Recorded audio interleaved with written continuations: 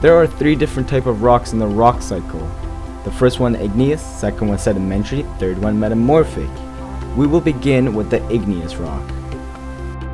Igneous rocks form from lava or by the process of melting of metamorphic rocks, which then turns into magma.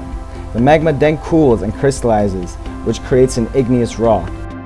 An igneous rock contains rare and valuable minerals as magma crystallizes. High silica content quartz and valuable minerals such as gold, silver, lead, and copper are often left behind to fill cracks and voids in the surrounding rock. If the magma cools and crystallizes within the surface, it creates an intrusive igneous rock, which cools slowly and forms large crystals that are easy to see. But if the magma cools and crystallizes on the surface, it creates an extrusive igneous rock, which cools quickly and forms small crystals which are difficult to see. Pegmatites form in an equivalent way as valuable minerals and contain large-grained minerals and veins. These often contain rare elements such as lithium and beryllium. Kimberlites are rare ultra-basic rocks where diamonds are found. The kimberlite magma is intruded rapidly upwards to the Earth's surface, forming long, narrow, pipe-like structures. However, if magma cools fast, it creates small or no crystals at all. Sedimentary rocks form through four possible processes. The first process is weathering, which produces large particles or sediments from previously existing rocks. Physical weathering includes a mineral's remain to be chemically unchanged and result in rock fragments or clasts. Chemical weathering includes minerals in a rock to be dissolved or chemically changed, which results in ions in solutions. The second process is erosion, which moves the sediment to an area where they can be collected. The four main agents of erosion are wind, moving water, gravity, and glaciers. The third process is deposition, which causes the particles to settle to the bottom of the collecting basin. Large grains will be at the bottom and smaller grains on the top, forming layers of sediment. This sorting is caused by water and wind slowing down, and then large grains are deposited first. Sorting does not occur when landslides or glaciers are the agents of erosion.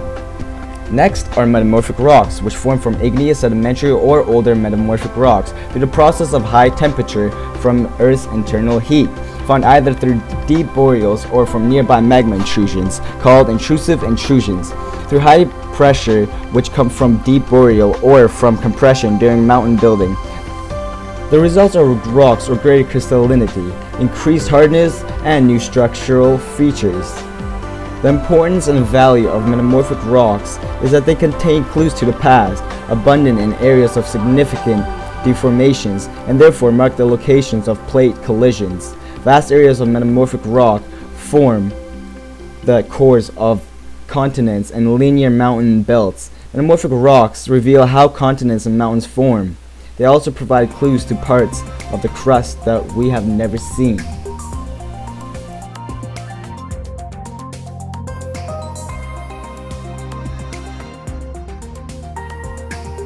Magma. Formed by melting of crust or mantle, the formation of magma depends on temperature, which increases with depth into earth. Pressure is also of key importance to the formation of magma. It increases with depth into earth. Increased pressure rises the melting point, which means a higher temperature is needed to melt the mineral. Magma is part of the internal process of the rock cycle and forms an igneous rock. The importance of magma is its capability to form an igneous rock by melting a metamorphic rock on the surface or in the surface. Weathering and erosion plays a key role in the rock cycle. But moving on is sediment. Sediment is often formed when weathering and erosion break down a rock into loose material into a source area. Sediment is important because it often enriches the soil with nutrients. Areas rich in sediments are often also rich in biodiversity. Sedimentary soil is usually better for farming. Deltas and riverbanks, where much sediment is deposited, are often the most fertile agricultural areas in a region.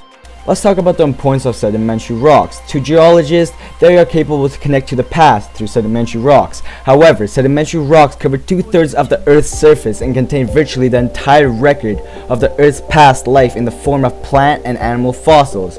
They are economically important since they contain almost all of our fossil fuels, such as petroleum, natural gas, and coal. They also contain important ore deposits such as uranium, iron, and copper.